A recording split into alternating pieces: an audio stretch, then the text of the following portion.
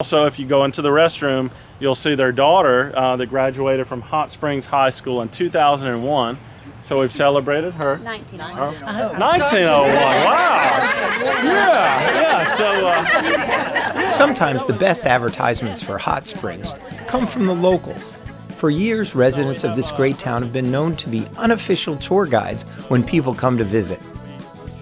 Enter the Kraemer Hardon house on 2nd Street here in Hot Springs and the Louisiana Garden Club.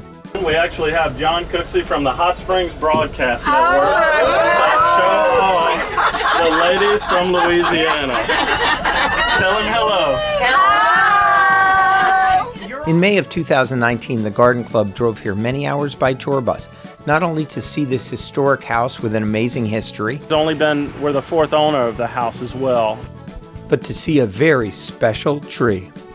The tree is very old and believed to be as old as the house, which was built in 1884 and currently owned by Garrett and Molly. The tree is called a cedar of Lebanon, which originally comes from the Middle East and was famous in biblical times as a tree of healing and righteousness.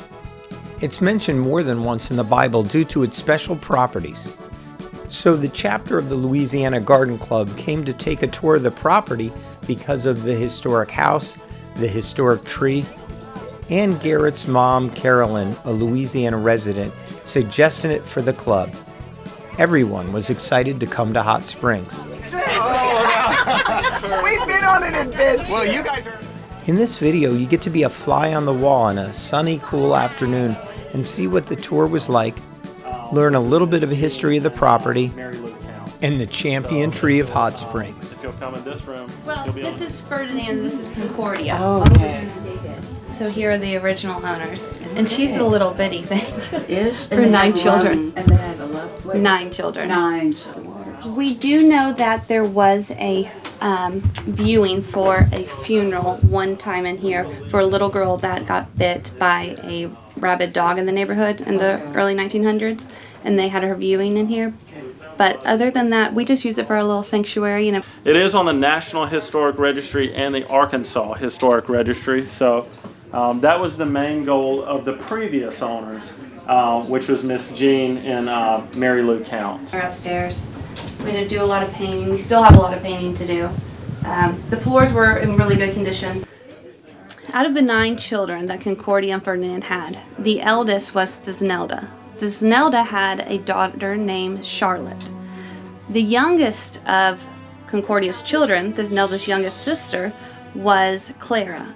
So Clara and Charlotte were actually very similar, close in age. Charlotte always thought that she was going to get this house because Thesnelda was the oldest daughter, and she thought her mom would get the house and then would pass it on to her. Well, Clara actually ended up getting it when she got married to Joseph Harmon, and they moved in here. And that made Charlotte very, very mad. And we have letters that Charlotte was even writing in the 70s about this home, that there were still some hard feelings, and that this was her home and this is what she wanted. This is the home that she wanted.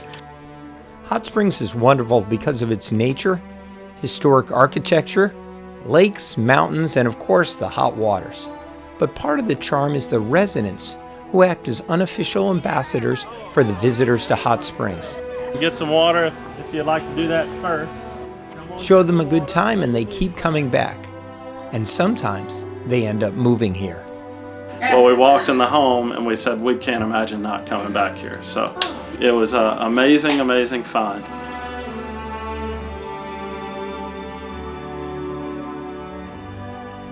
John Cooksey reporting for the Hot Springs Broadcast Network.